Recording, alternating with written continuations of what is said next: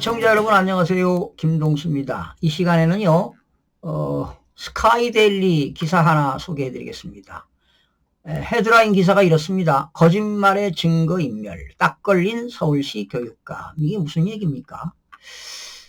자, 여러분 지난 10월 16일 서울시 그 교육감 보궐선거가 있었어요.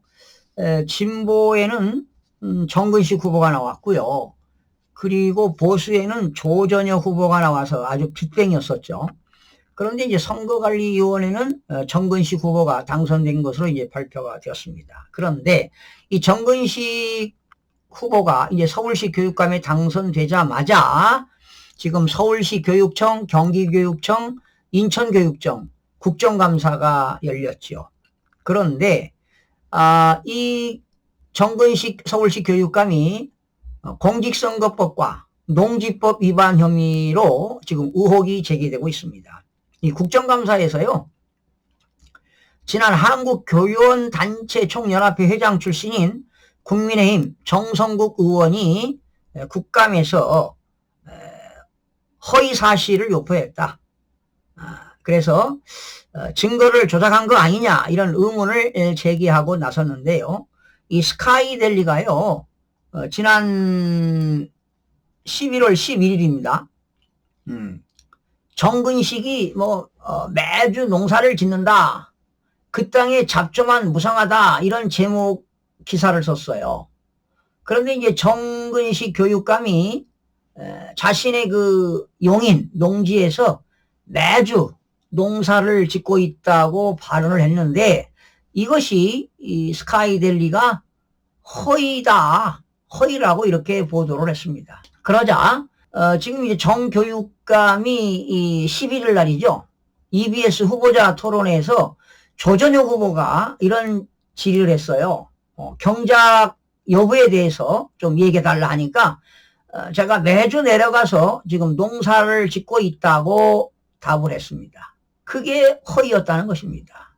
이 스카이델리가 현장 확인을 조사했다는 거 아닙니까?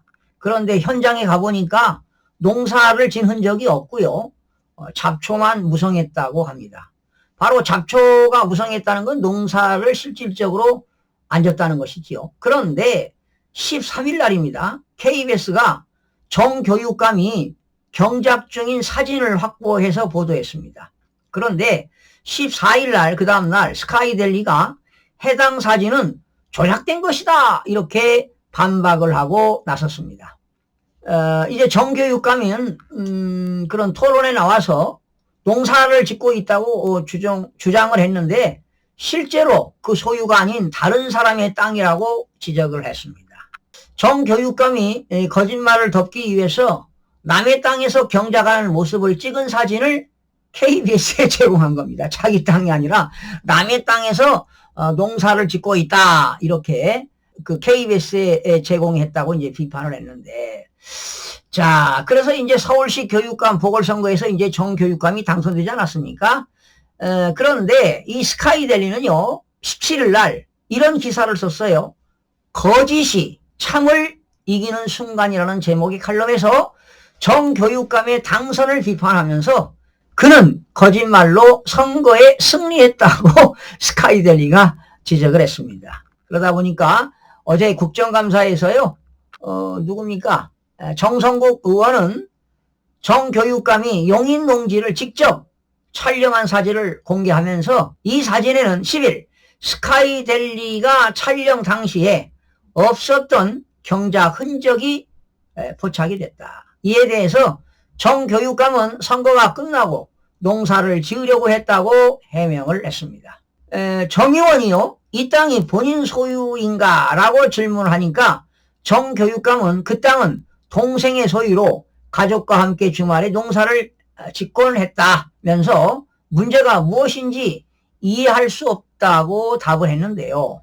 정 의원은 동생과 정 교육감이 한 몸인가 라며 강하게 질타를 했습니다. 남의 땅에서 경작한 것을 마치 본인의 땅에서 농사 짓는 것처럼 속였다는 지적입니다. 여러분, 정 교육감은 이에 대한 명확한 답변을 하지 않았는데요. 참 문제가 심각합니다. 그러다 보니까 오상종 자유대한호국단 대표는요, 농지법 위반을 숨기기 위해서 거짓말하다가 발각되자 증거를 인멸하려는 것으로 보인다며 수사를 통해서 진실이 밝혀질 것이라고 말했습니다. 정 교육감이 실제로 주말 농장에서 경작하지 않았다면 농지법 위반이 될 수 있으며 경작 사실을 허위로 발표한 것이라면 공직선거법 위반 혐의가 적용될 수 있다고 얘기했습니다. 아마 현재 정 교육감은 공직선거법 허위사실 공표 및 농지법 위반 혐의로 검찰에 고발된 상태인데요. 여러분, 지금 이제 정 의원이 이 교육감에게 이 농지법 위반과 공직선거법 위반 아니냐 하고 따졌는데요. 우리나라 농지법 제6조에는 농지 소유 제한이 있습니다.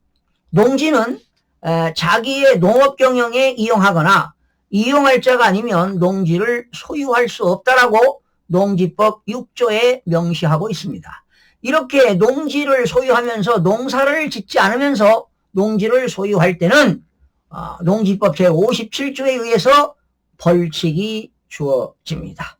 또한 농사를 짓지도 않으면서 본인이 교육감에 당선되고자 농사를 지었다고 이렇게 허위 사실을 유포했다면 공직선거법 제250조에 의해서 5년 이하의 징역 3천만 원 이하의 벌금에 처하도록 되어 있습니다.